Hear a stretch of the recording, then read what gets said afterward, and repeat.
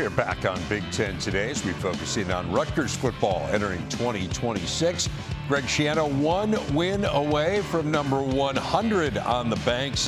Have some really productive players back on the offensive side, including receiver KJ Duff, who's creating some first-round buzz in NFL draft circles. QB battle will be interesting, and they will try to get the D back on track. Greg Schiano is our big interview, and spring football is behind the Scarlet Knights. Coach, welcome. What are the biggest things that you learned about your team this spring? Well, we had a really competitive spring, Dave, and that's what was exciting for me. Our guys really got after it, got after each other, and we're a talented team. We're just a little bit young, but I like that. I think there's some innocence about us that we'll just go out and play really hard. It's no secret that defense has to get better, and you made a change there. A new defensive coordinator, Travis Johansson, coming over from South Dakota. Just give me a sense of what you liked about him, what made him the right fit for running this team.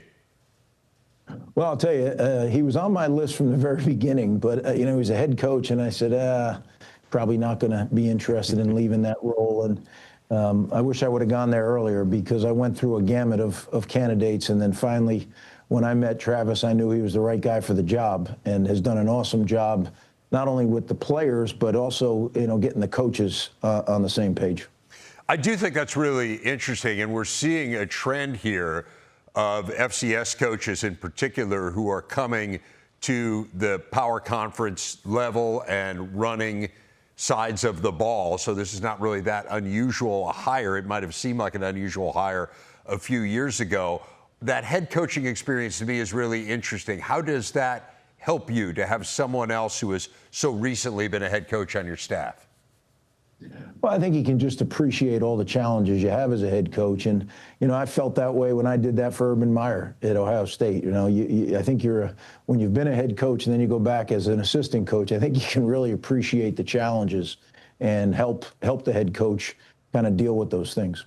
You also went heavy into the portal on defense. So you changed the coaching on that side of the ball, and you're also trying to turn over the personnel. You mentioned that you were impressed with a lot that happened in the spring. Give us a few players on that side of the ball that we should keep an eye out for, Greg.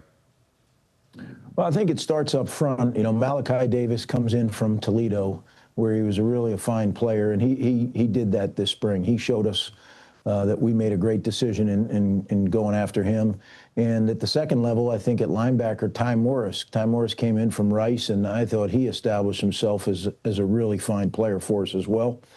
And, in the back end, we have a bunch of guys, so there's great competition at the corner spot. And, we have some of our returning players as well that are at safety with guys like Kaj Sanders. So I do feel like we have it at every level, all three levels, and we just need to make sure that as we continue to install and grow the defense, that we're all on the same page. And I trust Travis to do that. He's done an incredible job up until this point, and anticipate that's just going to continue into training camp. You had a lot of success offensively last year, particularly throwing the ball, and it was reflected in the fact that Ethan Kaliak-Mattis got drafted into the NFL. You've got A.J. Cerise, who I know when we've been there, we were there in the fall last year, preseason camp, and you guys were really raving about him. You also brought in Dylan Lonergan from Boston College, a transfer who has starting experience at the power conference level. Give us a sense for how that race kind of played out in spring camp. Well, it's still playing out, and it was, people say, well, you haven't made a decision, and it wasn't because, neither performed. It was because both performed. I think they both performed at a pretty high level. And, it's saying something for Dylan because he came in, it's a new system for him. A.J. Cerise has done a really good job the last 2 years, learning the system, becoming part of the program, and they're going to compete. They're going to go into this summer competing and into training camp. And at some point, Coach Chirac and myself will make a decision. I trust Kirk really to do everything offensively. He runs the program on that side of the ball, and he and I will sit down and at some point in training camp make a decision. Whoever the quarterback is going to have some real talent catching the ball. I mentioned KJ Duff off the top, man. He had a fabulous year. I mean, more 30-yard catches than any player in the Big Ten who wasn't wearing an Ohio State uniform last year. I mentioned the first round NFL draft buzz. What's the next step here for KJ Duff this year? Well, I think he's been taking it, right? He has stepped up as a leader for sure. And just the way he works, the way he goes about his business. This is a young man who's truly focused on being the very best that he can be. And I've seen improvement this spring. And I expect nothing but really good things from KJ. He's got all the skill set to be an elite receiver, and I think people have recognized that.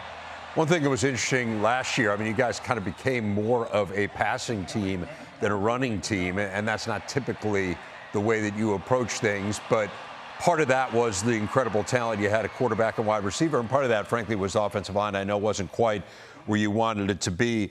Give us a sense for Jim Turner. You hired a new offensive line coach.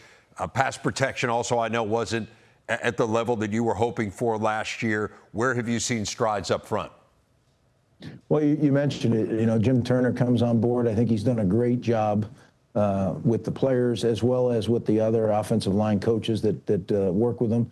You know, I think everything starts, you know, we're going to build it around Kobe Asamoah, and certainly he's a big-time talent.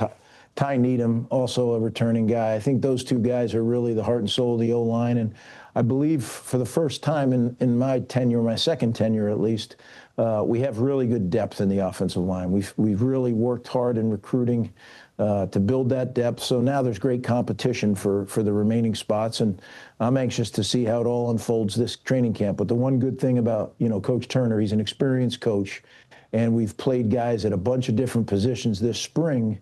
And I think it's given us a really good insight to, you know, how do we get the best five out there on the field? That's our goal.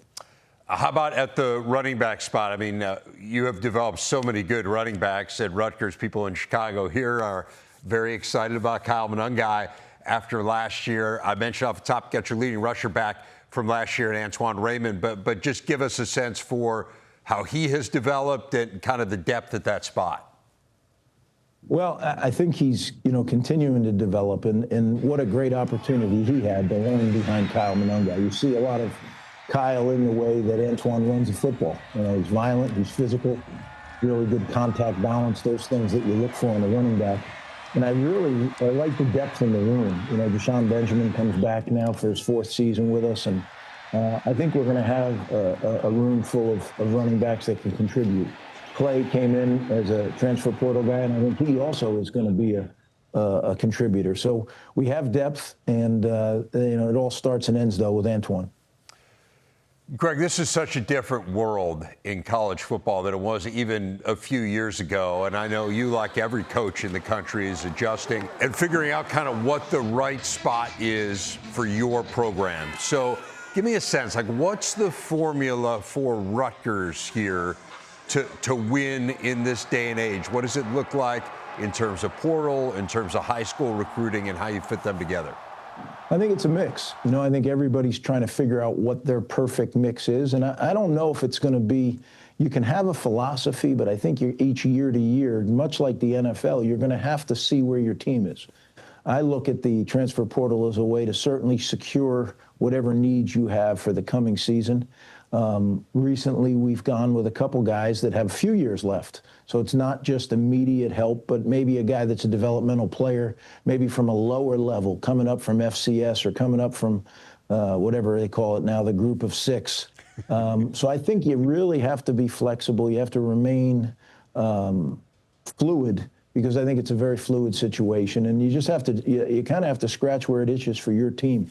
And that's kind of what we've done. I think we have a really good group of people that are in decision-making positions, and you know, we bounce everything off each other, and then we make decisions and go with it and don't look back. You mentioned decision makers. When we were there for camp last year, Kelly Zinn was just getting settled in as the athletic director, and she has made no bones about the fact that, hey, we need more money. We need more NIL money to be competitive. What are the strides that you feel like you've made, and where do you think you are relative to where you were and where you need to be?